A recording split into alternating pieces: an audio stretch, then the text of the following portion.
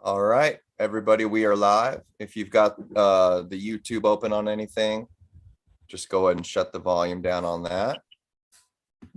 I'm going to pull you back up here. All right, welcome everybody. We are live, and first things first here.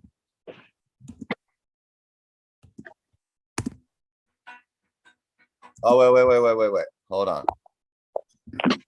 We're pros up in here. Let's see.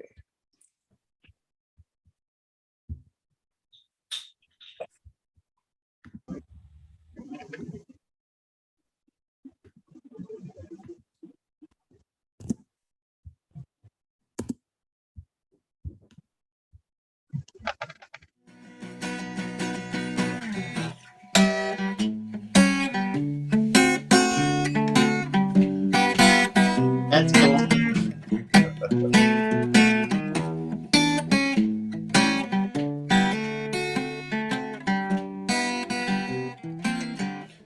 All right, welcome everybody to Arm Wrestling Showcase number 11.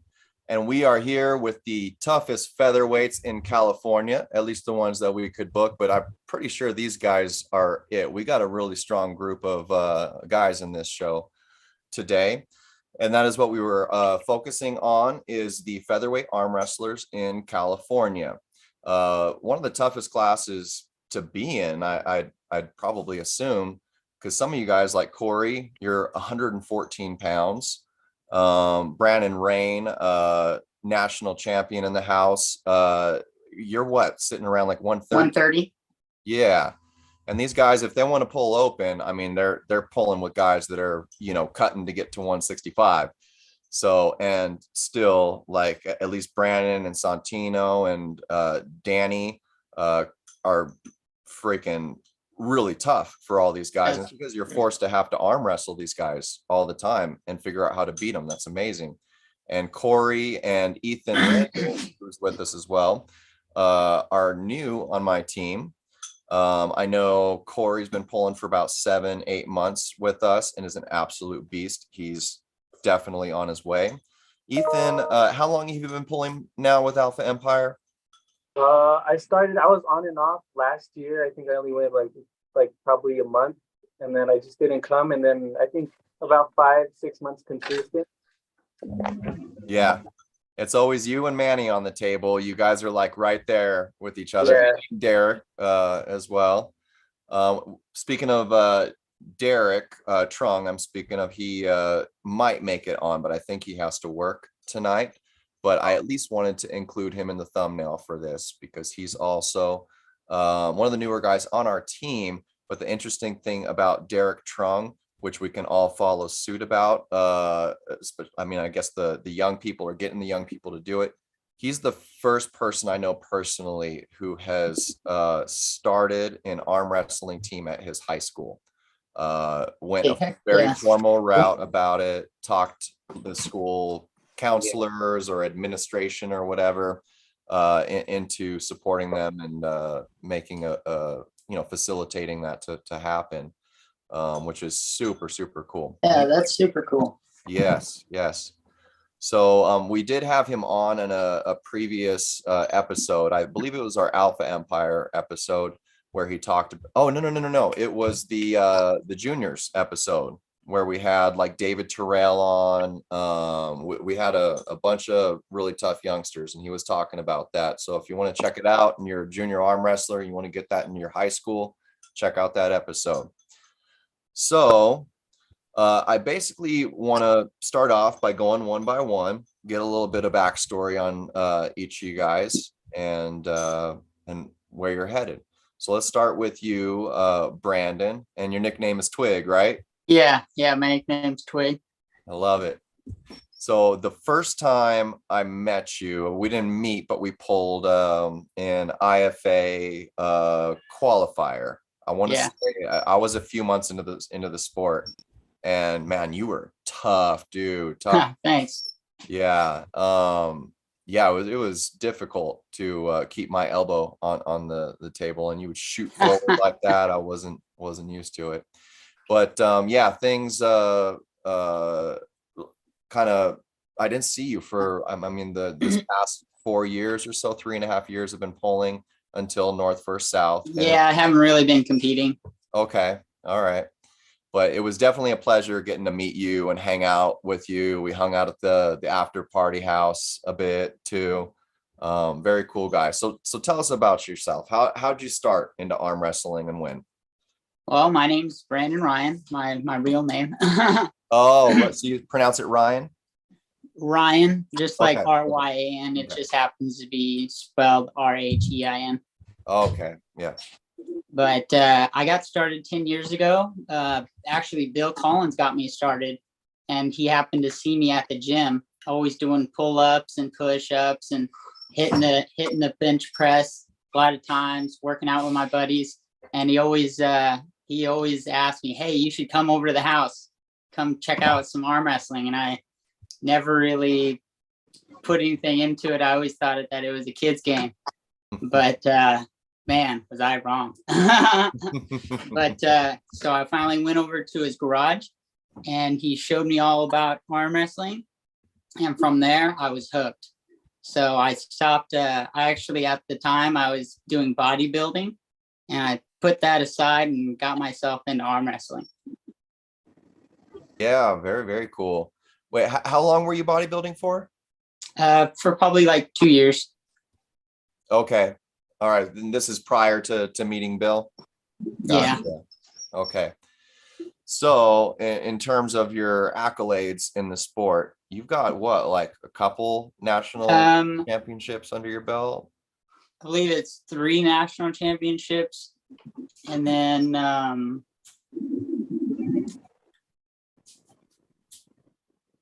yeah, that's it. Oh, I'll be trying to go to Worlds next year oh boy. Yeah, everyone look for out. the WAF.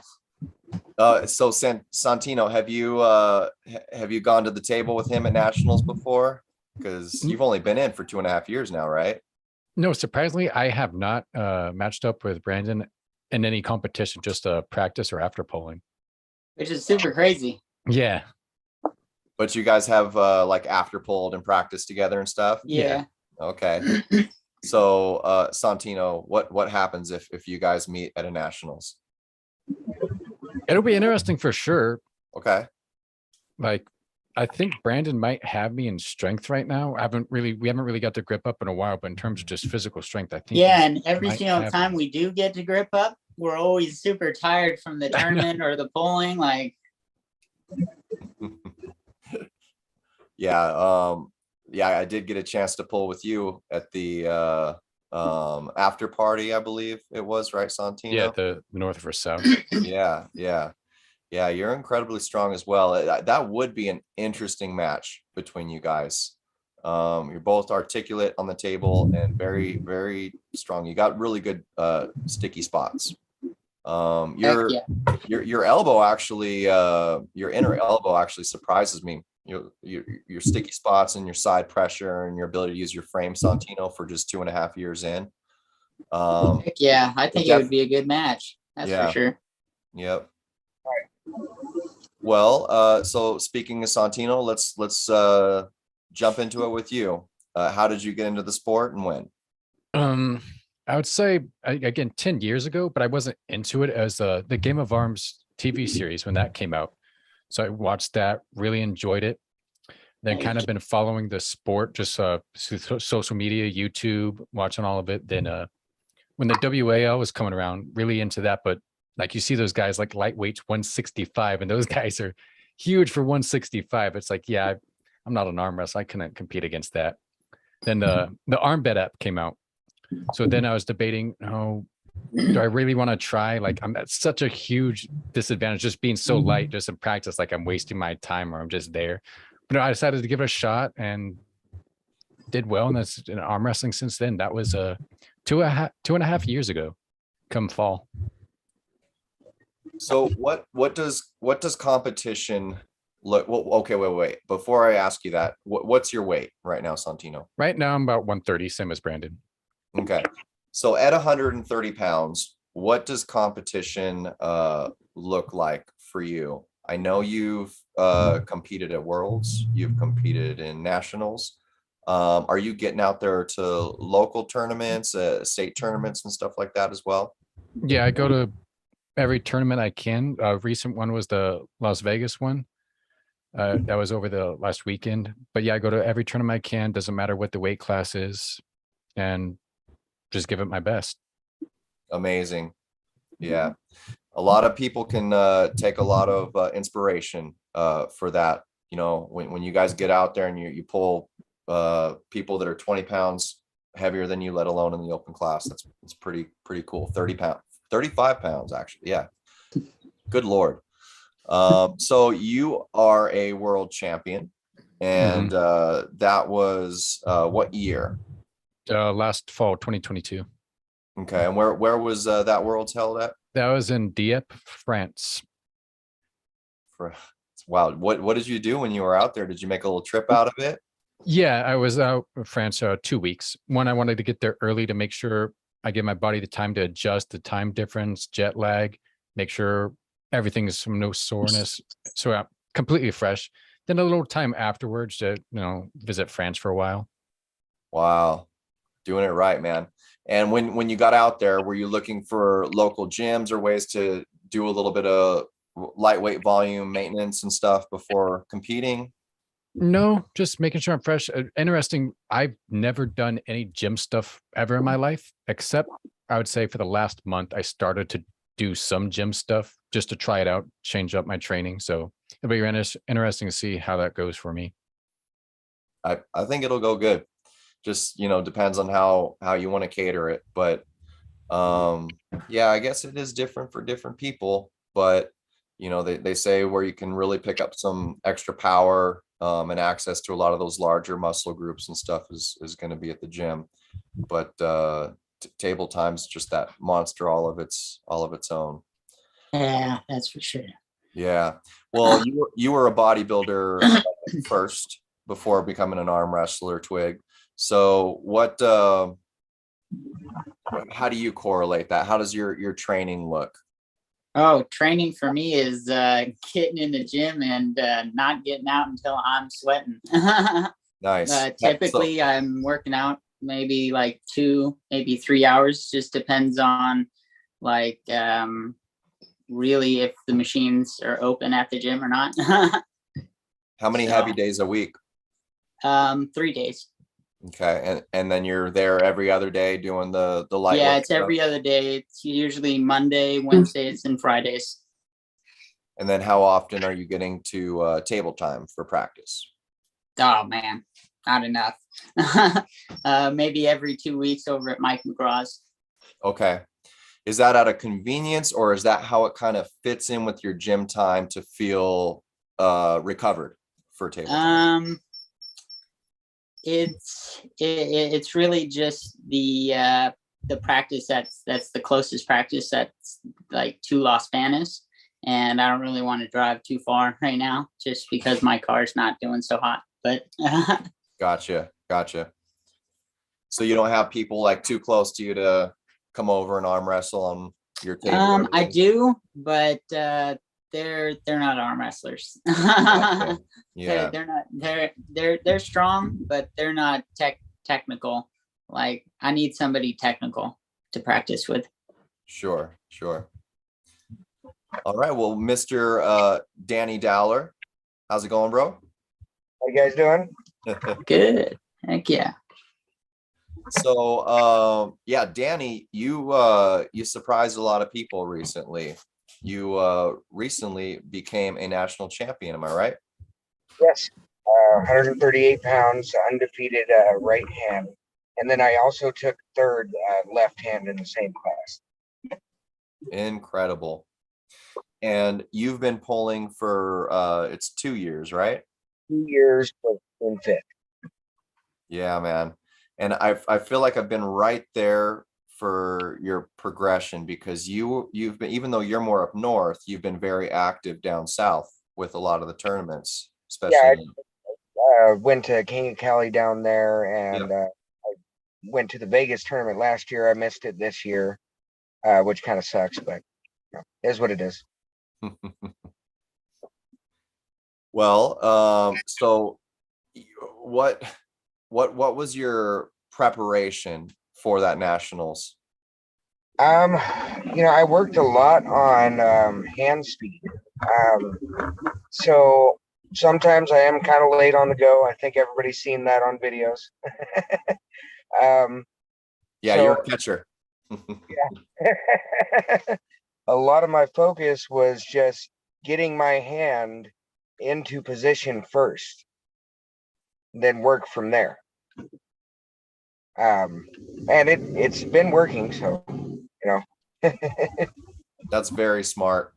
Yeah, there's a lot of people that I've talked to, people that have like asked how to get faster in arm wrestling. And it seems like more than 90% of them, the way they interpret it is how fast they are to pin somebody, like can they flash pin somebody real quick. But I definitely would agree with your method in that it's far more important to be quick to your spot, to containment, to control, center table. You have that, everything else comes quick. And I feel like they're both equally very important due to the fact that if you don't have your good hand position or where your hand is strong and you go for a hit, a lot of times it's just not going to go anywhere. Right. You can even be quick to a catch, if you can beat somebody to the right position for that catch and get to a comfortable spot, that counts too. It's not always offensive. So I was seeing that though, I watched the footage a couple times of your competition out there. And yeah, it was like this much space. You just got what you needed, and you got into your spot and it looked good. Oh yeah. There. Yep. Strong opponents out there. Jonathan Rave, he was the one that took second to me on right, and I think he took first on left. Yeah, he took first. Okay, very strong, very tall, 138 pounds, and the guy's got to be 5'10" or taller. Really long forearm, really big hand. It was not what I expected. But I was able to hold him off. He ended up elbow fouling on our right hand finals. That's right. Yeah, at that point, my arm was so blown up and I was so tired that I was able to get him on my side. And when I realized that he couldn't power through my arm, it just kind of became a game of endurance at that point. You're either going to put your arm down or you're going to elbow foul out, trying to get through. Right. Well, so this was a very big deal for you. I'm sure it was very impressive. And I think a lot of people are starting to take notice. What for you is the next step from you? Have you been thinking forward since that big level up that you just had? No, I do. I'm not 100% if I'm going to be able to make it to Worlds this year, unfortunately. It may still happen, may not. I will be back at Nationals next year, regardless, to get Worlds, the following year. But my goal is to compete in Worlds in this class, and as long as I place, I think I'm going to go ahead and move back up to the 154 class. Nice. Okay. And then are you're really going to try and put the weight on to get there, or are you just planning on competing there? Oh no, I'll be putting the weight back on. Right now I'm at 142, 43. Weighed myself the other day, just keeping track. So yeah, I'm adding some weight. Well, speaking of weight, and I'm going to jump into the chat here in a minute, but all of you guys, since you started arm wrestling, it's going to be a rough one for Brandon because you're going to have to think back a little bit. But when you started arm wrestling, was there a significant amount of weight that was put on, 10, 20 pounds in a short period of time? Or was there any physical changes that you went through once you started actually training for arm wrestling? Anybody? I weighed 135, and now my weight goes between 140 to almost 160. And it's weird. Wow. It fluctuates that much, huh? Yeah. I think right now I'm like at 149, maybe 150. Wow. And so before you started training seriously for this, you were kind of steady down there in the 30s? Yeah, I was also playing soccer during that time. So I was like, I always had to keep a thin body. So Cardio. Yeah. Yeah, I was just curious about that with you lighter weight guys. Yeah, I've put on 5 pounds to get to 114. So when I started, I was at 109. And in 2 months, I put on 5 pounds, but Yeah. Okay. nothing too much. All right. Right. I have actually lost weight. Interesting. Well, I could see that being a possibility. Yeah, my first tournament, I weighed a 155 or 154 on my first tournament, and slowly I go into the gym and actually working out again. I've just cut all that weight off over the last 2 years. Okay. Yeah, I guess when I think about it, there is a few that I know that have lost a little weight. There's a large number of people that I've known that like have actually, they almost seem to get taller. I don't know if it's like an optical illusion or something like that, Yeah. right? But Give me that fucking issue. I want that issue. Right? Shoot. the thing I noticed the most is it just seems like general frame growth. With yeah. the people that like really get into it serious for the first year. Yeah. I have new knots on my forearms that Yeah. big old dimple. Little biceps on your forearm. Yeah. That is completely because of arm wrestling. Yeah, like I'll see a lot of like bodybuilders or dudes that are very muscular that come in and they look muscular day one, and if they end up being serious about it, it's almost like that muscle like cosmetic element like drifts the first few months, but their bone structure seems to like get bigger, their tendons are growing and stuff, and they just have a lot more to stack all that muscle onto later. But it might not be everybody. What about you, Brandon? Well, whenever I started arm wrestling, like I said, I had already been bodybuilding. So actually, most of my growth was whenever I started into the bodybuilding. I went from 90 pounds to 130 pounds within like a year and a half, maybe 2 years. And then like I said, I started arm wrestling, and I mean, rest is history. I've always been stuck at 130. So, Sontino? Yeah, I've been about the same weight, if not maybe a few pounds lighter, just a lot more lean muscle mass than when I started. Okay. All right. Well, yes, that definitely answers my question. I guess it really is just different for everybody. And I would also assume the naturally lighter weight guys, they're usually lighter weight for a reason. They probably, yeah, typically smaller frames. Well, that, but you also probably have just insane metabolisms, right? Heck yeah. Yeah. So let's hop into the chat. We've got a few people in here. We got the Grizzly, Mr. Casey is in here. Heck yeah. Yeah, he's saying Twig is a savage and that your speed is gnarly. Thanks. It's true. We got Don Mormon in the house. He says, "What's up, boys? What's up, Don?" Hey. We got the Schmo in here. Hey. Uh-oh, he's gonna make me feel old. He's what are you guys? Do you guys see the chat? Yeah, I do. Okay, it says us. Is this some sort of like, new code thing that I don't understand or what? Us. Oh wait, maybe. US. Be new to me too. So Yeah, it's new to me. So. Oh, thank Hello. goodness. you're off the Welcome. hook for this one, Kane. Okay. What's up, Schmo? We got Reflective Perspective in here saying got to get Jordan on this call. Does anybody know Jordan? Jordan.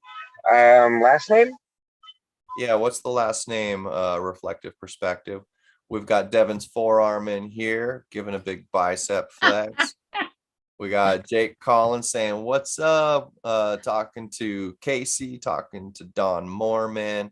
We got Devin's forearm saying, I eat crickets and live in a beehive. That's interesting. Yeah. All right. I heard crickets got a ton of protein. They do. Yeah, they're very crunchy. Have you guys had crickets before? Yeah. Yeah, like the dried ones with a little bit of spice on them and stuff like that. I've eaten live ones just to prove a point. I love it. Yes. Do a lot of Can't fish. say that I have. You didn't even lose a bet. You just. No, I ate them. Yeah. And then they I don't know, they don't taste, they kind of taste like dirt.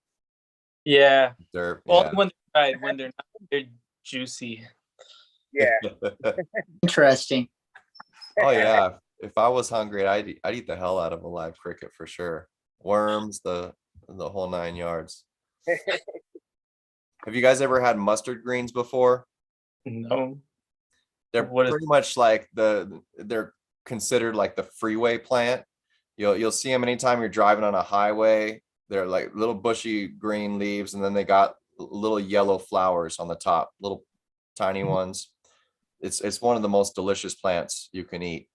And they're like everywhere. So any homeless people watching, dude, you can like get mega vitamins, dude, out there. Watching from their local library. Yeah, it's great. We'll go foraging and get like, because they're just so common. We'll get like a week's worth of salad in 10 minutes. But they heck taste like broccoli, but better. The flowers are the best. So I'm gonna have to have you send me a picture before I start just eating yellow shit that I find on the side of the road. Okay. Yeah, for sure. In the Sierra. I'll bring you some next practice. Yeah. Dandelions are good too.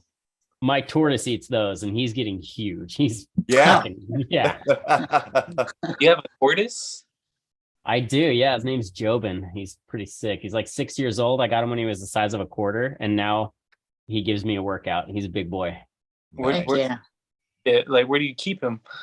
Oh, he just lives in my front yard, dude. I don't even feed him. He just eats yard stuff. That's I don't know. damn cool. All right, so we've got Grizzly saying, Jake, I want that left again. So yeah, Casey's calling out Jake Collins, it sounds like. And Jake said, anytime, buddy. Well, let's make this official. Where's it gonna happen and when? Oh. The Schmo says it's 2 American flags. It's not showing the emoji on your end. LOL. He's talking about the us, US. Okay. I see. Gotcha. Nice. USA featherweights. Yes. All right. So we've also got Mr. Cory Vanmeter, my teammate here. So Cory, you came in. I think I was there your first day when you came, right? Yep. You were looking all jacked when you came in. Yeah, man. You were super strong. So tell us about yourself. What brought you to Alpha Empire? And Yeah. So when I was younger in high school, I wrestled at 103, and I was pretty good in that weight class, and I was undefeated. And so I started doing Muay Thai and Brazilian Jiu-Jitsu after that, just for something to be competitive at, because I've always been really competitive. And then I was watching, I started getting into rock climbing, and I got into Magnus Mitbo, who's like a professional rock climber on YouTube, and he was doing Right. different like rock climbing techniques. And then he had Devin on his channel, and I was like, arm wrestling is a sport? That's hilarious. And I was like, let me click on some of his videos, and then I started kind of going down the rabbit hole. It was during COVID at the time. Started going down the arm wrestling rabbit hole. Like most people, like Devin got me into arm wrestling. But yeah, that's pretty much how it went. I went down all that and saw all the upcoming arm wrestlers, and saw that it was actually kind of like a growing sport at the time, which was kind of weird. And then Definitely is. yeah, and then Armbet, I downloaded it, and I messaged like 3 people, and nobody hit me back. And I was like, okay, well, maybe this is just like a dead app.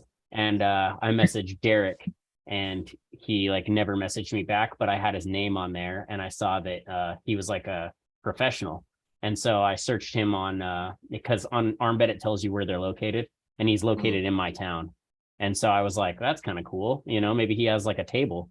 And so I didn't know he was 6'9" and 800 pounds, but so yeah, I was like, all right, let's check it out. And so I messaged him on Facebook because I had his name and his location, and he was like, yeah, come to our practice. And I was like, yeah, I just kind of want to see like where I hit. I don't know if this is going to be the thing for me. Like if I'm not good at it, you just got to tell me so I can quit. And that's because I like obsess over things pretty hard. And he was just like, hey man, you're gonna suck your first day, don't worry about it. And I was like, all right. And so I went there, and it was just a really good environment, and everyone was like really they were very protective over like the positions I was getting into, because it was a bunch of shitty ones, I'm sure. And I was like, oh, these people care if I break my arm. That's kind of cool. Yeah. And so it was just like a really cool experience to find like where I'm strong and where I'm not.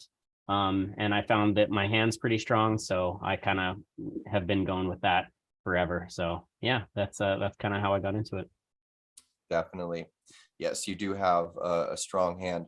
And I really do like that about Alpha Empire. I think that safety is an element with a lot of the teams that I see. And granted, I didn't start with any of those other teams, but the one thing I find interesting about really focusing on safety for new pullers is it goes hand in hand with strength, strength access.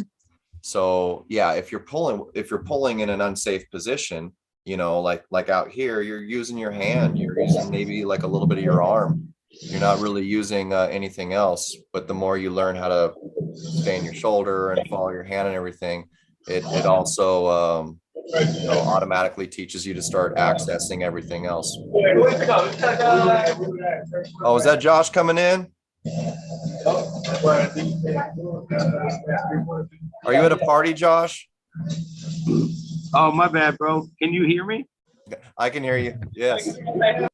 I'm so sorry about that. I just wanted to come on and say what's up. Like, yeah, I'm still out eating dinner with my wife for her birthday, but I just want to say what's up to everybody. Awesome. What's up, You Josh? guys are all on here, man. Yeah, thanks for dropping in. Yeah, have a great day with your family, and happy birthday to your wife.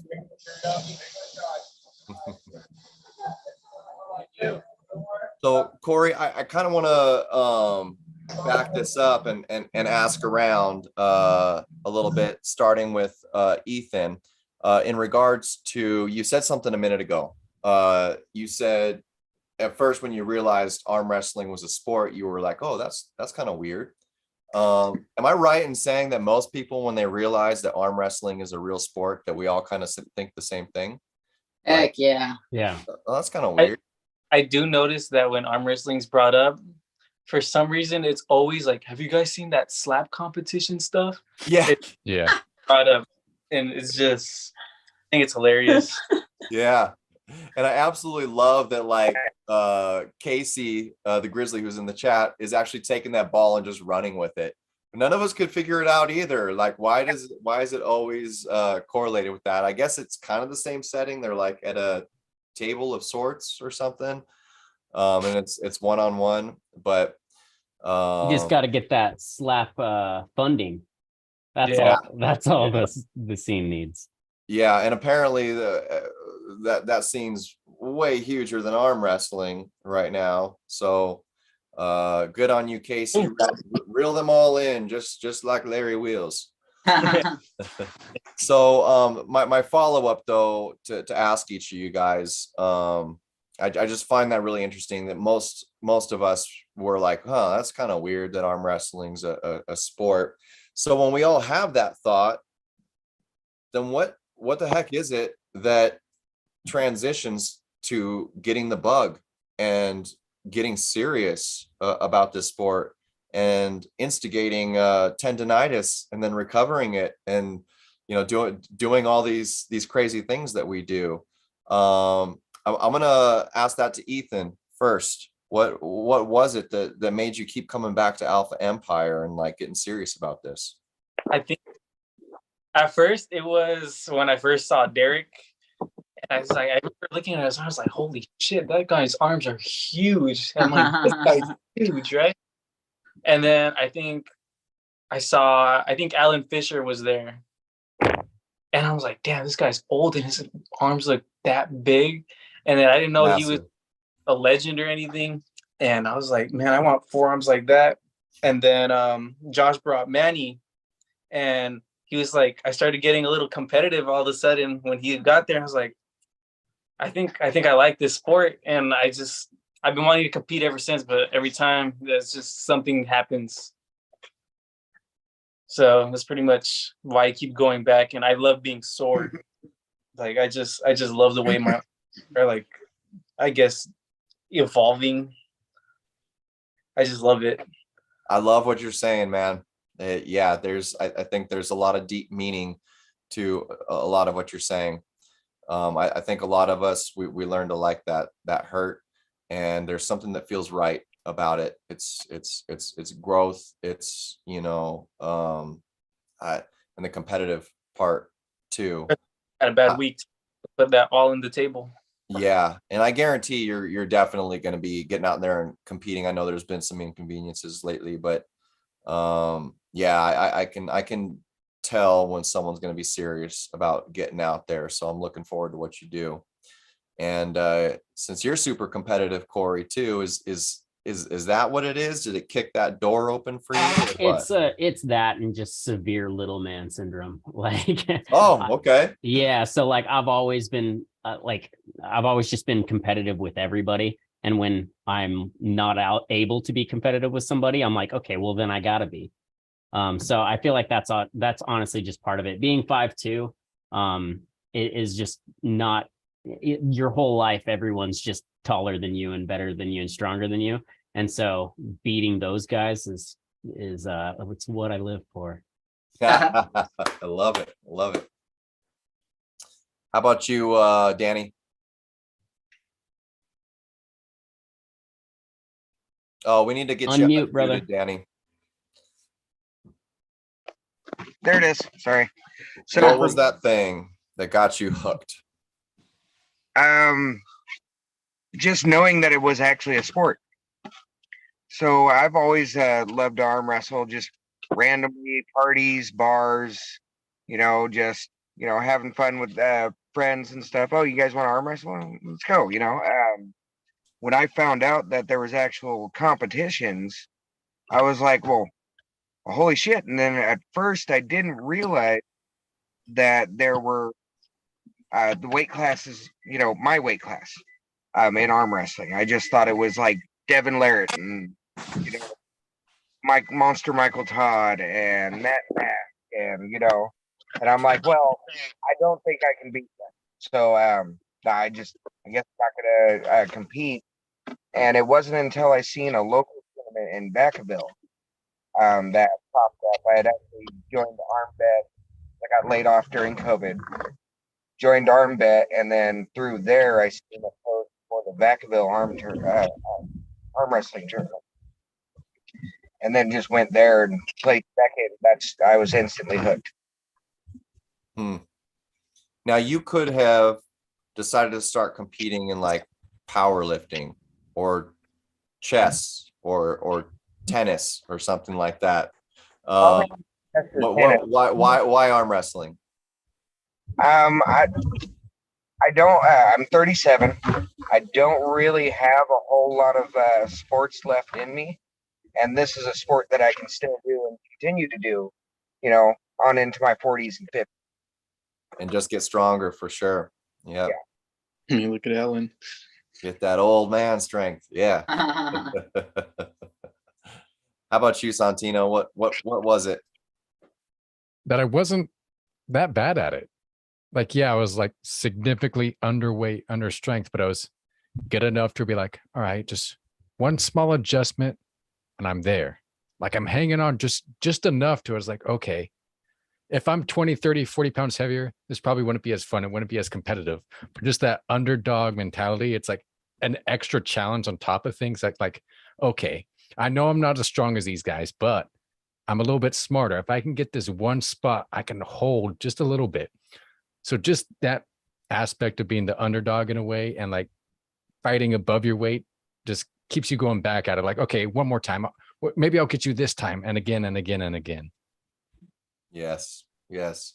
Yeah, I believe we were built to have that competitive nature in us. Sometimes we just, life today, we just drift from it. It's easy to, accept that not being a normal part of life. But that's that competitive nature and the physical nature behind it. I think there's something to that with most of us. When you get to feel that, even just a 4-hour practice where everyone's trashed by the end, it's different, man.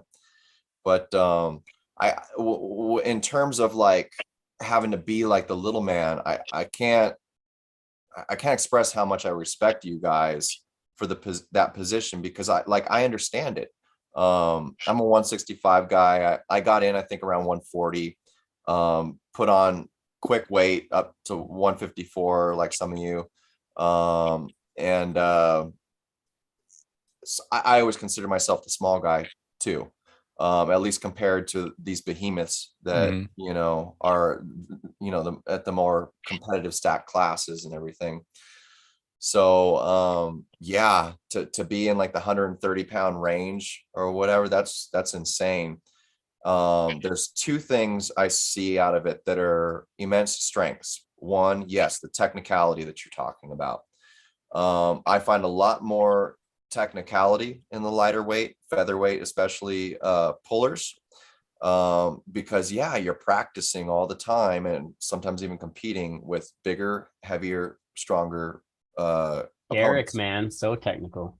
Yeah, and you have to find that way. And a lot of the bigger athletes and competitors, they're able to get by with little technicality. They're able to crutch on just some ugliness, just because they're strong enough to do it. So that's why recently, Derek Truong on our team, Cory and Ethan, even though he came in somewhat recently, like you guys, to the team, he's actually been arm wrestling for, I want to say, 3 or more years or so. I think 5 years now. Yeah. So when we get new people since him, especially the lighter weight ones, I actually like sending them over to him. I think his form and a lot of his technique is better than mine, and a lot of people that have been pulling longer than him.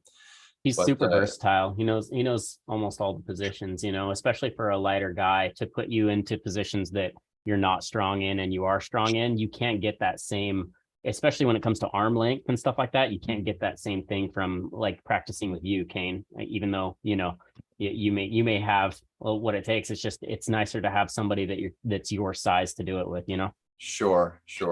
Yeah. But yeah, even I don't know. Yeah, you guys are just extremely technical, and I think you're a lot of times your form is good. When a lighter weight arm wrestler gets well practiced, it's pretty impressive. But I guess the other factor that I was going to allude to is strength. You're forced to always pull up, So in comparison to guys that get up towards the middle weights and stuff like that, they're going to be stuck there or looking to cut for a while. But if you think about it, there's only growth for you guys. And in terms of pound for pound, it would be interesting to see the difference in strength per pound. between lightweights and some of the heavier weights. So to Brandon, you go too. ahead. Sorry. Yep. There are that are sitting at 130. Mhm. Did you get into 130? Like, did you build up to 130, or were you 130 and that's where you're strong, and so you keep it there? I've always been 130. Yeah, same. I've always, if not been lighter than like when I started to get into arm wrestling, I started to get, I'd say at a healthier weight. So 130 was that.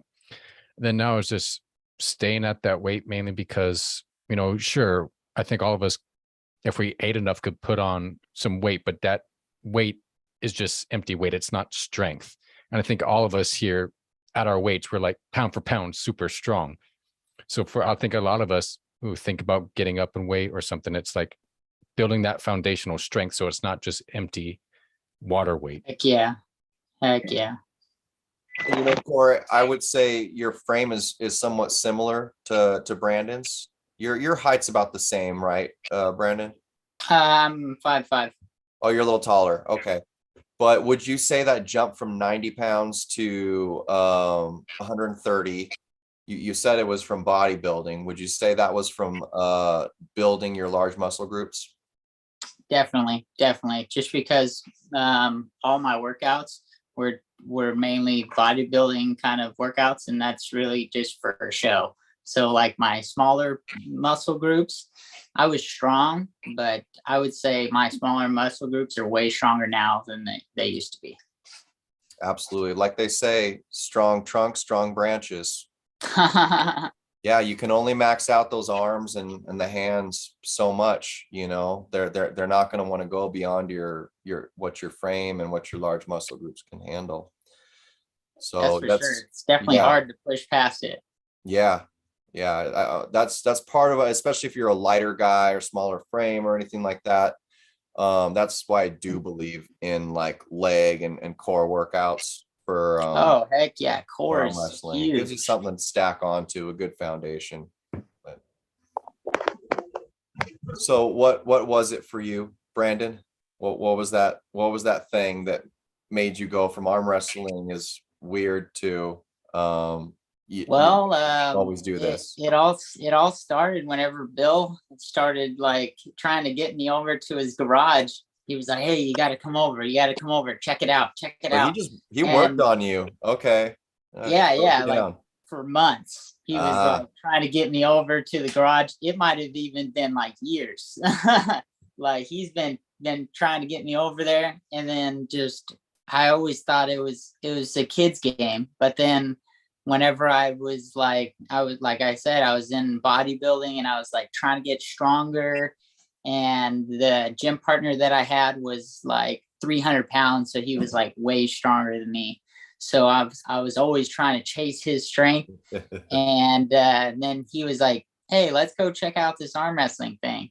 And so we went over there, and my friend ended up not being so good, but I ended up being really good for only being 130. And then like Santino said, like just the competition of like just knowing that I weigh less than the other guy and I'm able to still battle, like there's a chance. Yeah. Plus, since I've been like lifting weights, I've always just chased strength. So like this is the easiest way for me to test it. Yeah, I definitely think that factor, whether somebody is, you know, a featherweight or, you know, like 180 or whatever, I think that factor is important for a lot of people that kind of get into the sport. At least for me, the ones that stood out getting into it were like Cobra Rhodes and Alan Fisher chopping down monsters. Oh, heck yeah. How crazy did everyone get when they saw Hermes put the stop on Levon? You know what I mean? Heck yeah. Like that's what everyone wants to cheer for the underdog. Right. Yeah, because most of us are, you know, average or lighter people, and I think that's one of the most interesting things about this sport is seeing smaller athletes take down monsters, chop down trees, man. Heck yeah. All right, so I want to jump down to the cowboy here, Mr. Ethan Rangel. We got to talking a little bit at the last practice, and he was telling me how he was just like bucking a horse and doing all kinds of crazy stuff. Can you tell us a little bit about that, Ethan? Yeah, so I was in Mexico last month with my friend's family, with my friend's side of the family. I usually go, but I don't really do what he does. And he's like, "You're gonna get on a bull and you're gonna get on a horse. You're gonna buck both of them." I was like, I don't think I can do that, man. I was like, I'm good with just riding horses. I know how to ride a horse and do all that, but I don't know if I could like it was just scary. And he's like, I got on the bull first, and at first I was like, I'm gonna die. So I just hung on, and I like hooked myself onto because there's like two handles. So I hooked myself on there. I was like, and then the bull just started going crazy, and I just held on. I was like, what? I'm actually holding on. Heck yeah. Like, arm wrestling is really helping with this right now. Like, I was like holding, it was just, I was just on there the whole time. And I think they told me to get off because I ran into the side of the fence, but I was able to still hold on. And then I did the horse, and the horse was a whole different story. That thing almost took me off. I was barely on it enough for me to like just be okay. And yeah, it was a fun experience. I definitely go again. I want to do more of that. So yeah, that's pretty much what I do now. I've been I did it a couple times last week, and it's a whole body workout. It's just it leaves you so sore all over your chest and biceps everywhere. Now you can hold the championship in two of the weirdest niche sports. Yeah, right. That's amazing. I love it. Yeah, it's a good time. Yeah, there's a lot of people that arm wrestle that I feel like is like wrangling a bull or like, you know, something wild like that. So it's you get to talk to somebody that actually does that. You know, like Caleb, arm wrestling Caleb Armbender is kind of like trying to like all over the place. Yeah, he's just his little you know. But so what got you into the sport and brought you to Alpha Empire, Ethan? Actually, Josh did. Josh, I've known him for a long time. I've known him since I was maybe 7 years old. I pretty much known him like the majority of my life. And I used to go to church with him, and then I came back, and he's like, have you ever arm wrestled? I was like, nah. I was like, I was just very nonchalant about it. And he took me, and that's where I met everyone. I think you were there. Ricky was there. Ricky taught me. Ricky's like my father in arm wrestling. Yeah, he even showed me how to hook, how to top roll, how to press, how to do everything, how to stop. And he's given me a few tips and tricks here and there. He's also given me a country crush. So I've been using that a lot. I try to do pull-ups with it. I try to stay on it as long as I can before my wrists give out or my fingers give out. So yeah, he's helped a lot. And I have no complaints. I love the sport. It's just, I just want to get stronger. You know, I tried making my own arm wrestling equipment to train for like pronation and supination. I do train my fingers. Josh also told me to put my hands in rice and move them around as long as I can before my fingers get tired. But that's pretty much how I got into the sport, because of Josh. And I'm pretty sure he's brought a lot of people over. Yeah, Josh is awesome. He's one of my favorites on the team, as well as Ricky Ramos. Yeah, those are good guys to have in your corner. Yeah, I was stoked. I mean, because you came in with Manny and Cory and Derek, all these featherweights just kind of rushed our team, and we need that, man. We need that so bad, and that's really going to crack open our main topic of conversation here.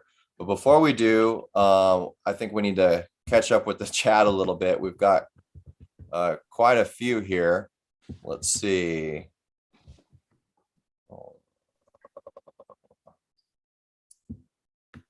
Okay, here we are. Yeah, Casey says, I'd love to be 232. I'd look ripped. Hell yeah. Jack. So Casey's featherweight is 232. Yes. And we've got Jake Collins saying you'd be a monster at 232, all muscle. Let's see. We've got Todd Calazo in the house. Yeah, we all love Todd at Alpha Empire and his son Elijah. His son is a beast. We got some good practice in on Sunday. Todd says, Big Cory, love that dude. And let's see. Elijah says, what up, Kane and Cory? What's up, Elijah? Yes, sir. Yeah, that kid's definitely going to be the future in California for sure. He's so strong, so explosive. And Casey says Kane is a little man. It's true. It's true. And hey, we got Javier Martinez in the house. Another one of our Alpha Empire beasts who would also be considered probably a lightweight at low 200s. You're strong. Yeah, he's just a massive, huge, strong dude. And was huge. Yeah, and he's been working on his hit. I don't know if I should say that out loud, Javier, but I mean, look out. Yeah, that's gonna be like a freight train. It says Kane will flash that big hand, Casey. I don't know about that, Javier, but I don't know, Casey. Have we ever gripped up ever at a? Oh wait, maybe we did a little after North versus South, but we both would have been trashed. Casey says Kane's entire hand fits in my palm. That's true. Well, hey, we got another Alpha Empire in the house, Lorenzo Munoz, another one of my faves on the team, and definitely another father figure for all the newcomers that come in. Lorenzo is just the absolute best. He says, what's up, guys? Alpha Empire in the house. And just a little heads up, Lorenzo is going to have a match at the Arm Fest, the SoCal Arm Fest. That's going to be July 2nd at Bruheim in Anaheim, the mega practice that they hold. And what is it? Lorenzo has a match, I want to say, with his match is with Goyo, I believe. Yeah, the beast from up north who comes from Chile. So that will be a good one. And Lorenzo says, so awesome. How are all the new guys? How all the new guys are so hungry. Absolutely. Yes, that's what we love to see to grow this sport. And Jake Collins calling more people out, I think. So yeah, I love it. Speaking of competitive, is there anyone at Alpha Empire that's around 232? I'm making a list. Oh God. Jake Collins has a hit list. Let's see. I know Mega Mike, but oh shit. Mega Mike's a monster. Yeah, he's just too much. Every time I see him coming to practice, he's just like inhuman looking. Arms So big, so strong. Okay, so guys, let's get into our main topic here, and it is pretty much the featherweights. So we talked a little bit before we went live and about the growth of featherweight arm wrestlers. Now we're all from California, but we're a bit spread out. And Cory and Ethan and I can definitely attest that on our team, we got quite a crop all at the same time around 6 months ago. Then we started getting some youngsters in too. So a really good sign. How about you other guys? Brandon, have you been seeing a lot of new featherweight arm wrestlers coming to your area? That's for sure. Just because I've been in the sport for so long. Whenever I first started, there weren't that many people that were like in the featherweight class. So in the last like 5 years, I would say it's blown up a lot more. We've gotten way more smaller guys that are like 150, 140. So it's definitely growing. We That's just good need to to keep hear. going. Yeah. What about you, Santino? Have you seen any growth out where you're Yeah, at? yeah, same, definitely. And it's not even just as light as us, but just guys that are smaller frames starting to come out to practices has increased a lot in the few years I've been in it. Okay. All right. We also got Matt Hughes, who Heck yeah. just dropped into the chat. Good to see you, Matt. Love having you around. So what about you, Danny? Have you been seeing any new featherweights coming around? I have consecutively seen larger classes in the 154 tournaments that I go to. Heck yeah. All the time. This last Patterson, it was kind of cool to see, Huge.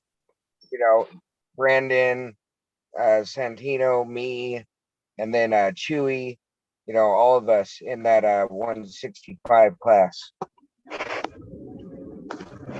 The amateur class had like 14 guys. It was huge. Oh, and, yeah, amateur, that side of things. Yeah, that was ridiculous.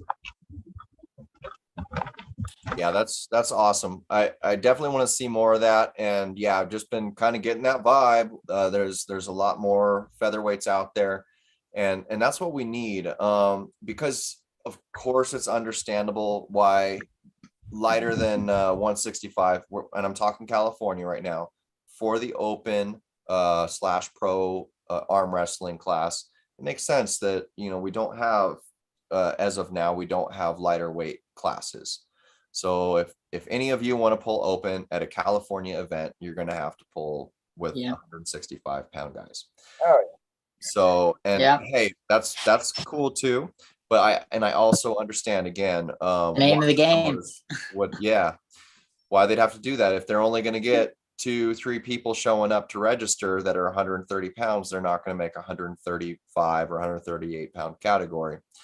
So what is it we have to do to change that? What is it we need to do to accommodate lighter weight classes in the open category in California? I would say promoting more videos of lighter weight guys beating 165 guys. Like you said earlier, that really does excite people, and it shows guys that are like my size that you can come to this sport and you can be competitive. You're not just going to come into this sport and just get your ass kicked all the time. And I think that's going to bring more guys our size into this sport. Absolutely. Yeah, I'd agree with Danny on that, because I don't think having a lighter weight class would be all that helpful now, because it'd basically be us. Then like the new guys that would be in there, it'd be really unfair to them because we're so strong in our way. It'd be bullying them almost. But doing things like this, promoting that, yes, there are featherweights, there are weight classes lighter than what you see, and just making a point of just showcasing us like we're doing now. But also like in tournaments, like to acknowledge like, hey, this guy is competing like 30, 40 pounds underweight, not to boost anyone's ego, but to let spectators know that there are guys like us. And if we can get more in there, we can get lighter classes. Like whenever I go to a tournament now with Leonard and Denise with USAA, Denise is best ever, but we'll always point out that, I'm a world champion in such and such, the weight class, whatever, or a national champion. She's always putting on other guys that don't get the spotlight because they're not in those big weight classes, but just to take a moment to acknowledge that, yes, the sport is bigger than what we see in the mainstream. And just those moments where you highlight those people, these weight classes, gets common spectators into thinking like, oh, I know somebody, my nephew, my little brother, he's around that weight, he can compete. So just having that, things like this, spotlighting that, is what's going to boost these weight classes more than having spots at tournaments. Heck yeah. I think another is the way it's seen, because when you think of like giant people like Devin Lorette or what's it called, Derek, or just big people in general, like Larry Wheels, and you mainly just see big people. So I think that's what kind of shies away us little guys from the sport.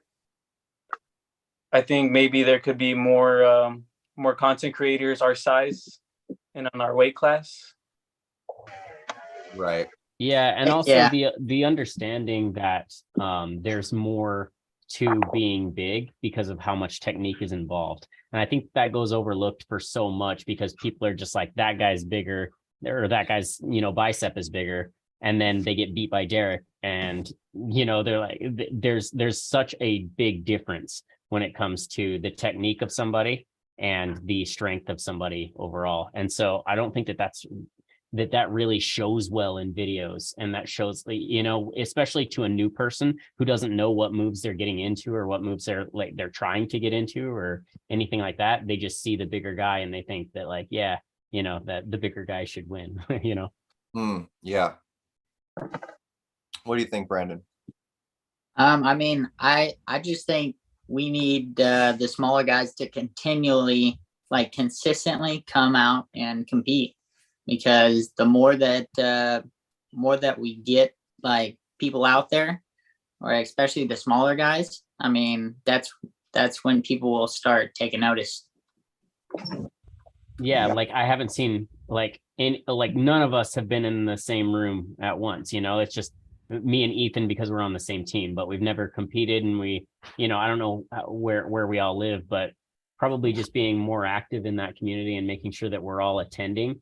Most definitely. So that we can face each other and, just do the kind of things that all the other bigger classes are doing, but we're the only representatives. Those bigger classes, they're going to have guys that show up for their first time who are bodybuilders, who do look the part. But our class is still going to be 8 people. So if we just make sure that we're the 8 that are always there, so that we can keep that content coming. I think Danny said, we're just more content out of the people that are our weight class. I think that we need to kind of be the champions of that. Yeah. Definitely. Yeah. Jake Collins had something to add to the topic as well. He said, I think an issue might be that new people come to practice and they gauge themselves against everyone instead of just people close to their own size or weight class. That is a good point. Yeah. Yeah. It is true. I am of a mind that okay, so definitely new people, it's a different dynamic. Everyone on the team or whatever just needs to know they're new and work accordingly regardless of the weight. But I do like the ability for a smaller person to get stronger, make strength gains by getting a bigger, stronger dude to hold them in practice. And there's a time allocated for that. But then there's always that time where if you're thinking competition wise, the people that you want to compete with and everything like that, you find those people on your team in your weight class that you can feel that out. Maybe pull somebody aside and have them do some ready goes for you and somebody else. A lot of what you guys are saying, I'm hearing a lot of great things. I want to add to Cory what you were saying about the big guy versus the little guy in terms of what is more popular and everyone's watching Devin and stuff like that. And I guess the general consensus is that well, the strongest ones in the world, or the best in the world, I mean, right now it's Levon. They're just these massive individuals. Yeah, the bigger guys. Of course, physically it makes sense. So it's not just interpreted as who's the best in each weight class. When we're thinking of the super heavyweights, we're thinking of the tippy top, those that are on top. And that's also on the flip side of the coin, what makes it so interesting when a lighter weight person chops down. The ability for a lighter weight person to chop down an elite super heavyweight is very, very rare, but it's also very special. And I think that turns a lot of interest over to the lightweights as well. You mentioned something, Sontino, earlier about how if we did suddenly in California make a lighter weight class, there'd be guys like you and Brandon and Danny that have been competing in the open class with the heavier people for a while, and you'd be dominating a lot of these new people. I think that's okay. I personally do. Now, yeah, I mean, not just because I like you guys. I do too, yeah. But because we need that dynamic in that featherweight class of levels. We need that. Yeah. There's levels in every weight class. You know, out here in Cali, we got, you know, Ole at 185. That's for sure. And we're looking at Ole like, holy crap. But it gives us something to strive for. I just think it will get a lot more. It all goes hand in hand. The promoters need more active pullers to open up that class for them, but also if the class is opened for them, then they might have more willingness to compete in general. So and in a tournament, having an open bracket system, a lot of those amateurs that you guys are going to smash are going to be going against each other as well, and they might get something from those wins that keeps them in the game, because that's what keeps me in the game, right? And so even though I lost to Manny on my left hand, I took his hand and I slipped. I don't know why. I was so mad about it, but I slipped and I was like, fuck, why did I let that slip? And I lost that match. And when we got tied up, I super lost that match, but I hold on to when I took his hand and I slipped. And so even if those like lighter weight kids are getting killed by you guys, that are just so much better than them, I think that there's enough opportunity in those circumstances for them to get hooked. Oh, heck yeah. Yeah. Heck yeah. Sometimes even just hooking someone in is just letting them have fun, like letting them like get in there, like give you their power kind of thing, show you them transfer energy for sure. Heck yeah. What do you got, Danny? And then I feel another issue is sometimes guys that pull pro and medal in pro pulling the amateur 165 classes in California and just demoralizing amateurs, even the guys at the lighter weight, at 130, 140, 150 coming into these classes, and they're just getting smoked by these guys. And I feel like sometimes it gives people no hope. Like they'll never be able to be competitive. Absolutely. Yeah. Agreed. I think that's a weird problem too, because the sport's not big enough to where you can get adequate practice from just one round. And so like they want to get more practice. And so they want to pull in multiple weight classes, and they want to, or even in the amateur weight class, because they just want more experience on the table. And I think that this being a small sport makes that a very odd circumstance to where, it sucks that happens, but they're doing it so that they can get the most practice that they can and get the most out of it. And so that's like a catch-22 to me. Yeah. I think it's good to do both if you're in that transitionary phase, if you're doing pretty good in amateurs, then do amateurs and open. You might find yourself at the bottom of the pack in open. But it's pretty frustrating when somebody that does well in the open class competes in amateur, because they can just go after as much experience as they want in the open class. It was actually that dynamic, Danny, that what motivated me or gave me that extra screw it kick to go into the open class, because the guy that was beating me, taking my gold from me at amateurs, I kept seeing him at these amateur tournaments, was somebody that from what I understand had been pulling like for 10 years and pretty well at the pro level. I was like, man, forget it. Let's just go for it. Middle of the pack. Here we go. Heck yeah. Yeah. And I moved up to pro for basically the same reason. I did 2 amateur tournaments, and the only guys that beat me were the guys that pulled the amateur class, beat everybody in the amateur class, and then went up and medaled in pro class after doing the amateur class. And I was like, well, if that's my competition, I'll try and move up. And I did my first pro tournament in Vegas, or not Vegas, Reno, and was able to medal. So you were like, the competition's the same in both classes. Why not just join the pros? Yeah. Or Pulling do the what they're same doing in guys. India and make it just all one thing. I guess from what I hear, they don't even have an amateur class out there. If you want to arm wrestle, you just arm wrestle, which is also pretty cool.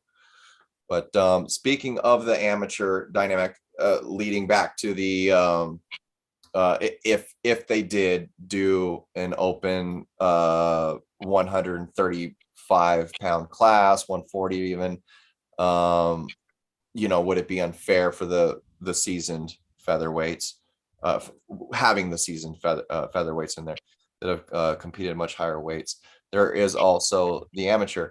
So yeah, it is a little bit of a higher weight cap that we have in the open category in California. It's 165. If you pull amateur, the lowest is 154. I think that could even be lower as well. And it will have to be, in fact, that's probably the first stop. If it's all new, if we're getting a lot of new arm wrestlers that are coming in that weight, then I would think that would be kind of the first stop class to create for them, and then they're not going to be getting beat up by Brandon over here. But I think the only other person that can do that, I think, would be that one Armenian guy. I forgot his name. Was it David? Yeah. Oh my gosh, that monster. Oh yeah. Oh my gosh. I remember seeing him pulling in the 165 class and still winning. Oh my god. Yeah. Strong ass dude. Number 2 right hand in California behind Alan Fisher. It's pretty unreal. The guy's arm it's incredible. Like, I mean, his strength is just unreal. So yeah, he's got that sticky spot in his inner elbow. If he gets a spot, you're done. So Cory and Ethan, since you guys are our newer guys here in the featherweight category, if I could say that, I guess. So what would be the difference in your paths, okay, if we did have an amateur and a pro 100 and say we'll call it 138-pound classes? Would both of you guys be like, screw it, at this next tournament I'm going to compete in pro and amateur and get some experience? Would you just go amateur? And then what does your path look like without that? So Ethan, what do you think? I don't think I'd do. I think I would start off with amateur, because I haven't really competed yet, so I'd still want that first experience to be an amateur setting. I don't think I could do. I don't think Manny's competed. I don't think he's done pro, but he's done amateur, and I think he got second or third place on both arms. So I think I'd stick with the amateur, and then I think probably my third tournament I'd probably do pro. Yeah, Manny got first on his left in AM, and I got third. Yeah. So that was at the SoCal Classic where Manny placed? Yeah. Okay. Yeah. Cool. So if they had a open class 138 and an amateur class 138, you're thinking you'd start with amateur and maybe bump to the open pro class in like 3 months or so? Yeah. 3 tournaments. So I'm not sure which one you said. I don't remember which one it was. Okay. Well, how does your path look without that, with the current 154 amateur class and current 165-pound open class? I think I'd want to put on a little bit more weight, but not like dead weight. I want the weight to be more concentrated in the upper body, so I could stay more into my frame, enough to where I could stay in my frame and hook, because I've been learning how to hook more than top roll. Good. Okay, well, same questions to you, Cory. Yeah, I would pull both. I feel if there was a 130 for pro and am, I would definitely pull both. And even if I'm not winning the amateur, I'm still pulling the pro because I want the experience. And then if it stays the same essentially and it's 154, open to 154, yeah, I'm just gonna pull amateur and I'm just gonna keep losing amateur, which is fine.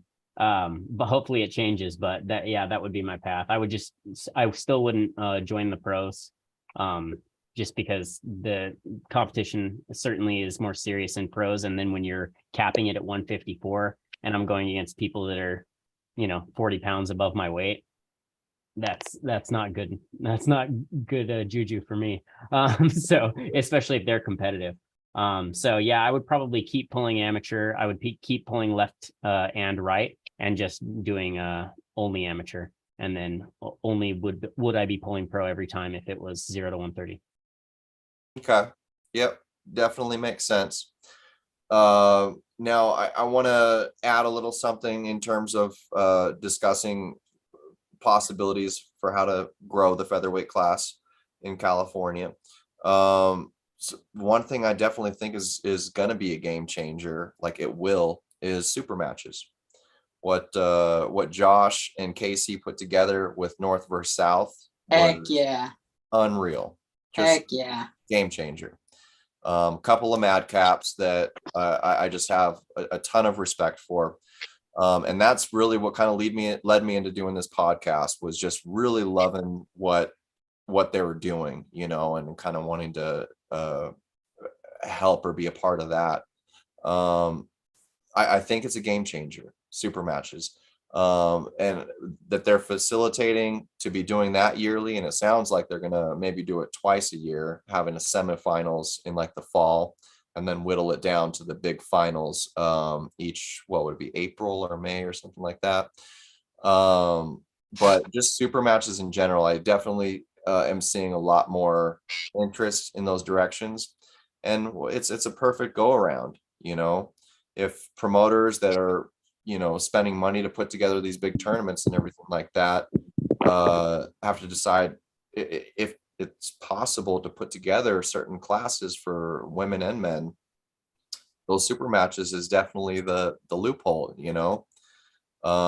so yeah, we need to see Cory versus Ethan.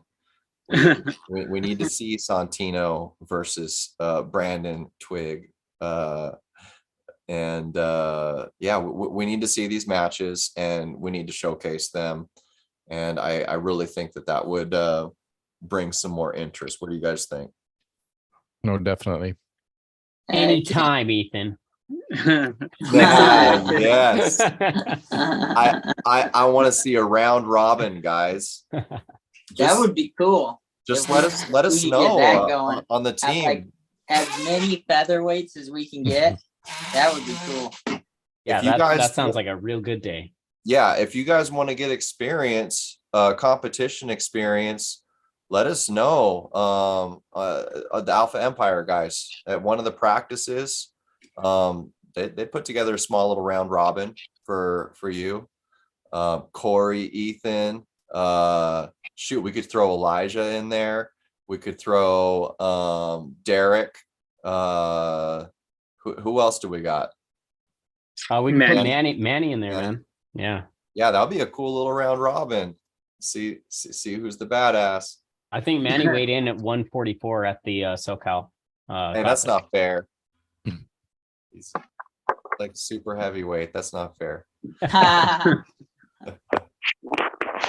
Well, all right, guys. Let's see. How many of us are there? There is 6 of us. And let me check in the chat here. I'm considering playing a quick game with you guys before we cut. Let's see. Jake Collins says, the beauty of arm wrestling, you can't look at a smaller guy and a bigger guy and automatically assume the bigger guy wins. Very true. Yes. And he also asked who all is going to UAL in August. Any of you guys gonna go compete at the UAL in August? Where is it? Hopefully, I want to. I'll be. It's gonna be in Anaheim, as far as I understand. Yeah, I'll definitely pull it. Yeah. Probably not. No? August, probably not that close to Worlds, not that travel distance, not that weight class. Like I don't want to put any extra stress or possible injury True. that close to Worlds. Okay. I'm assuming you're gonna try and make it out, right, Ethan? Yes, I have to. Very And that's cool. going to be 0154 as well. 65, I believe. Oh, Ooh, all right. But I that would guess be I for have the- some weight to put on. That would be for the open class guys. I'm pretty sure Yeah. they're doing an amateur as well. So you should have a 154 to hop into. I think I'll stay. I think I'll hop to 150 just to be safe. Okay. Yeah, man. Sounds like a safe weight. Just don't push it to where it feels uncomfortable. Do what's comfortable for you in terms of a short-term gain or anything like that. So I don't know. Have you guys ever seen us do arm wrestling Pictionary on here before? Oh. No. What is that? Okay, I'm thinking a best of 5. I'm gonna pull up a little whiteboard here, and we'll make the teams. I'm just gonna make them how I see it. I don't know how we're all showing up on you guys' end or the chat or whatever, but like on the right column, I see me, Danny, and Ethan. So I'll make us a team. On the left column, yeah, I see Cory, Sontino, and Brandon. You guys will be. All right. Heck yeah, let's do this. All right. So if I'm gonna keep score, what is Cory, Sontino, and Brandon? What's your team name? I'm not good with names. California Killers. Sub 130. Yeah, sub 130. Yeah, Sub sure. 130? Let's do that. Okay. All right. What do we call Danny and Ethan? Alpha Empire. We're gonna be Alpha Empire. Yeah. So you're our new Alpha Empire, Danny. Yeah. Welcome, Why Danny.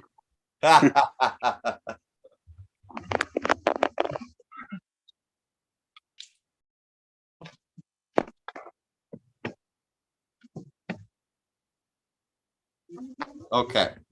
All right. So what I'm gonna do is, what do you guys think? So we can do a best of 5. We could do a do a kind of like a super match, I guess. First 1 to 3 or whatever, or 3, 2, 4, 1, whatever. Okay. And it's always arm wrestling related. And I think what we will do is make the topic of this game gym lifts. Okay. Now, so one of us so we'll go ahead and have sub 130 go first. Okay. And what's going to happen is I'm going to feed you the artist a particular gym lift, and you're going to have to draw that for your 2 teammates and get them to guess it within a minute. Does that make how sense? do we draw? Is there? Yeah. I'm pulling it up now. You guys see it? Yeah. Yeah. All right. Okay. I might not be good at this. You can do it with, I think, your finger if it's a touch screen or phone or whatever. You can do it with your mouse. So let's see. And you have to activate your little pencil on the side. There you go. Where's There you go. that? Yes. I'm clicking. Pencil. Oh no, what am I That's doing? That's pretty cool. Where's Okay, my and little pencil?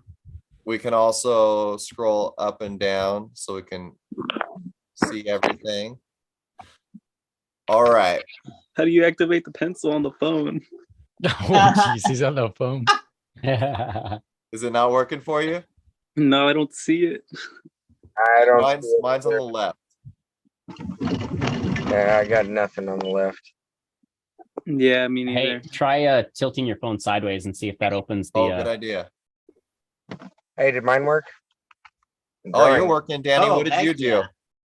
All right, there's a little double arrow drop down menu on the top left corner. Oh, I see it. I see it. Thank you. All right, we're good. Yeah, Okay. it works. Heck yeah. So what I'm gonna do now is send a little chat here. Let's see. Okay, so who's gonna be the first artist on sub 130? Cory. Cory? All right, you're the artist. Thanks, Okay, bro. Cory, I'm sending you a private message right now. Look out for it in the Zoom chat. Okay, and this is going to be what you have to draw and get them to guess in a minute's time. Hopefully I know the lift. Let's see. Well, if you don't, then you lose. Yeah, for real. I'll have to guess. All right, incoming. Okay. Okay. Got it? Yeah, I think so. Okay, let me pull up my little handy dandy timer here.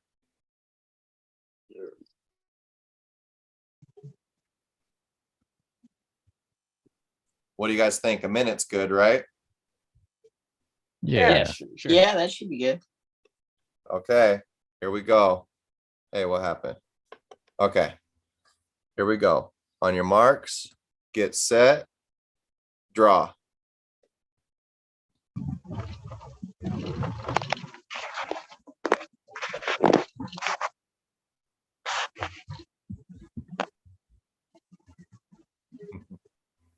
Bicep curl. Yeah.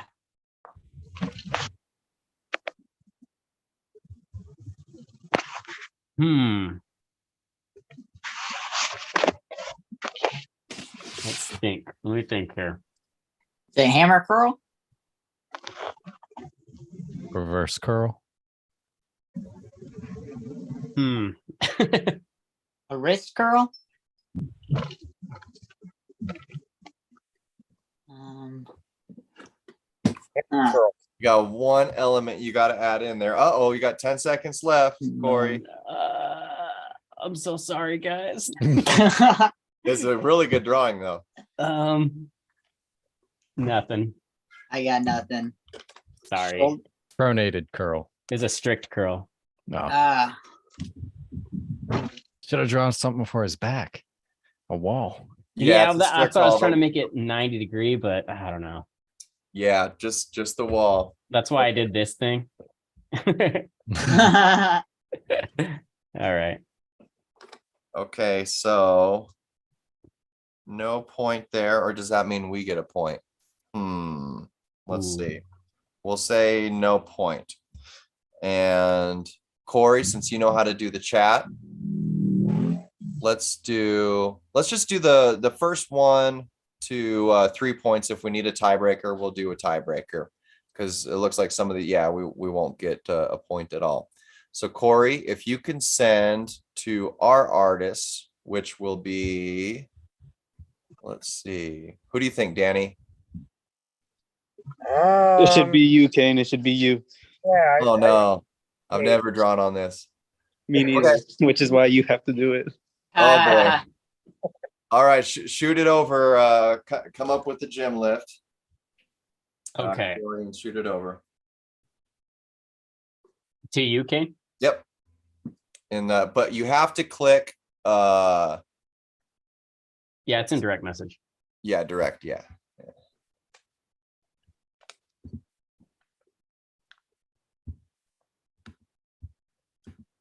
Okay. Oh boy. Huh. That's very specific. You wanted it. Oh God. Okay, yeah, you're getting me back big time on this one. Let's see. I don't even know if I fully know what that is. I think I do. Okay. Start the timer, and here we go. At this rate, it might be first one to 1 point.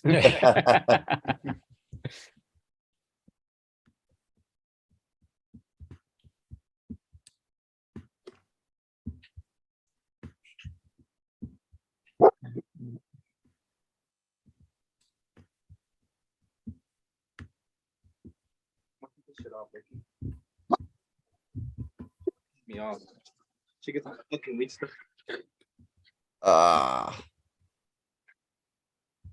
Oh, I like the angle you went for. Okay. Oh, heck yeah. You're a straight artiste. No. Is that a Squat. Wait. I need to get the legs right. Let's see.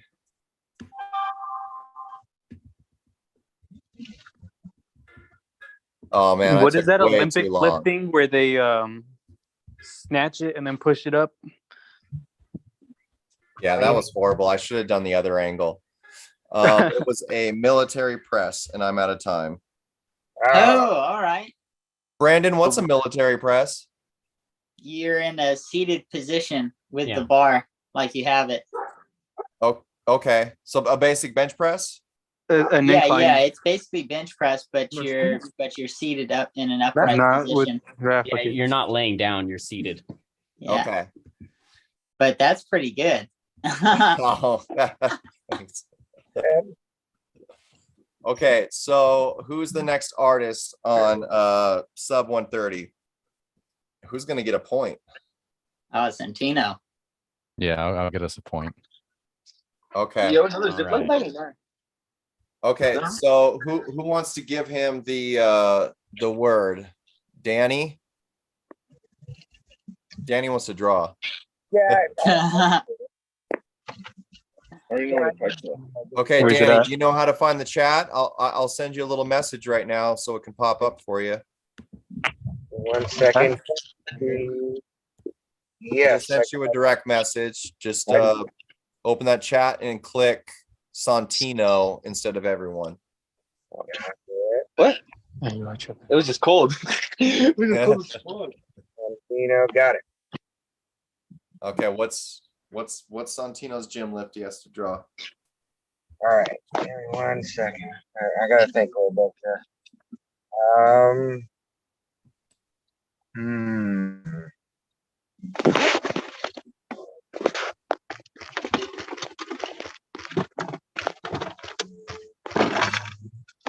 All right. Sent it out. Interesting. You're gonna love what I'm gonna do for this one. Okay. You ready? Okay, here we go. On your marks, get set, draw. No, it's not hitting. It didn't even work, huh? I don't know. I haven't used it. Where are you? Oh, there you are. You're way over here. Oh. Oh, you draw fast, bro. It's a clue. Oh, no. Holy crap. I can't like, oh, there it is.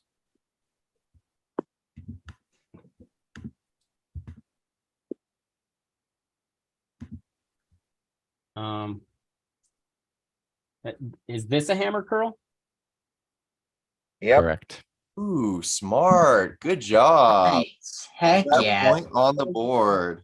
Heck yeah. I was like, that looks like a hammer. And what Yeah. he's doing looks like a hammer curl. Heck yeah. Thinking Very outside the good. box with that Good. one.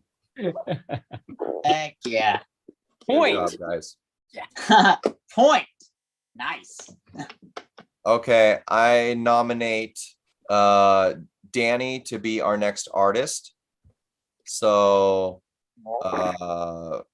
Brandon, why don't you send over the next gym lift to Oh shoot, how do I do this? Okay, I'm messaging you now. Look for that. You see it? Oh yeah, I got it. Okay, now where it says everyone or whatever in blue, just switch that over to Danny. Okay, I see it.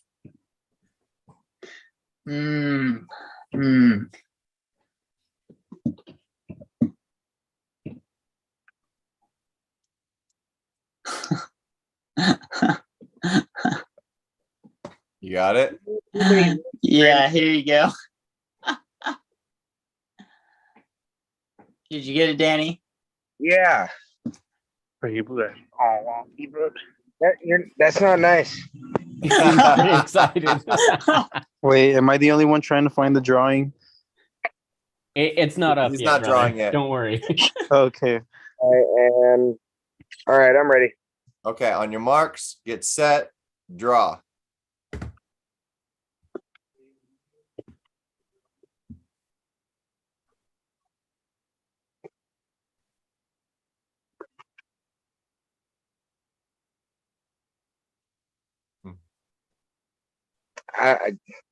Yeah, I don't know Dude, if you you're getting it. Dude, heck yeah. like. I don't know. I think that's the best that I got. I don't know what else I could. Shoulder press, clean and jerk. No. Let's see. Um, Overhead press, is that what you call it? No. Keep drawing. I lost the drawing. I don't know where it went. Yeah, it disappeared.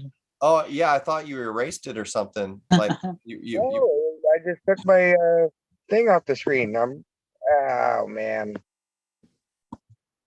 Well, let's see. Even I drew by accident. huh. Technical difficulties. Okay, we'll give we you can allot. We can allot. Another 30 more another seconds? chance. Yeah. Yeah, Okay. yeah. All right, pick your pencil out. I got it. All right, now go.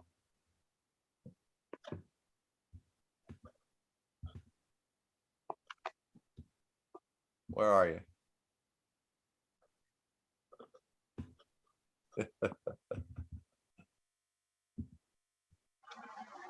What are you drawing, bro? Where are you? Can you guys see? Just threw it again and it just erased again. Oh my goodness. Oh no. All right, so drawing it again. You're killing me, Smalls. I think you're drawing like below the window. Yeah, I can't see it. Yeah, no one can see it because you're drawing below the window. Yeah. It's Oh no. Try pinch zooming out so that you can draw somewhere else. Yeah. what the heck? I'll just take a fucking random. Yeah.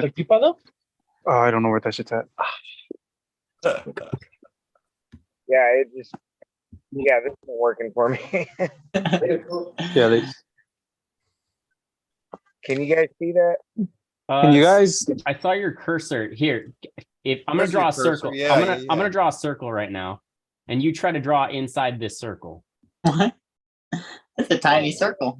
Is it? Oh shit! It's a huge circle for me. Yeah, it's Yeah, a it's gigantic circle for Yeah, me, it's- but it's all at the bottom of the screen. Oh, well, that's where I can see. Was that circle in the middle of everybody's screen? yeah, I could get to it. Yeah. Just gotta. All right, 2%.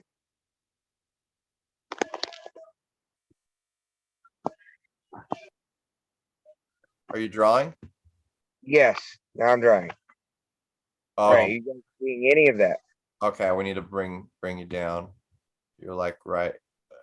Okay.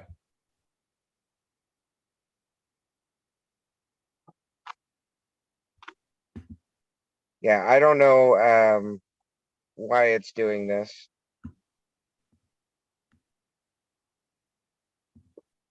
I can see him like going around at the bottom of my screen, but I can't see anything he's drawing. I don't know about you guys.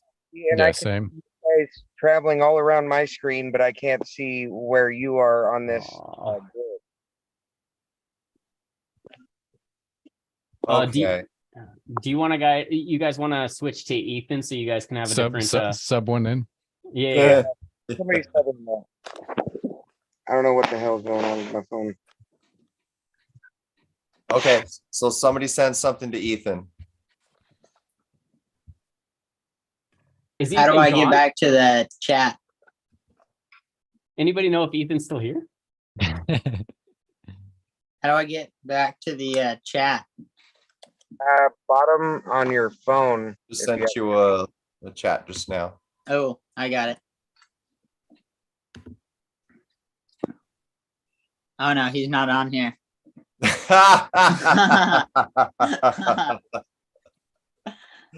All right, Good. guys. I think I need to work out some Kane, Cory, technical Sontino, glitches. Danny, and me. Yeah, Sub this- 130, you know. Yeah. Yeah, I think you guys are the winners on this. It was Easy. an air squat. So that's Easy. Yeah, basically it was an air squat. I couldn't draw air. you just needed to add some arrows. What? Yeah. What in You the just hell is needed an to air add some squat, arrows. Brandon? You actually seen the first drawing. Yeah, it looked good. What is an air squat? An air squat is basically just a body squat. So you're just doing a squat, but with just your body weight, no bar added. Ooh, I like that because I got weak legs. I have you Heck lifting yeah, that same here. weight. Yeah. That's an arm wrestling trait, isn't it? Yeah. Say that again. I said that's an arm wrestling trait, isn't it? Heck yeah. Body kind of built like a triangle, upside down. A Dorito. Yeah. Burrito. The tornado.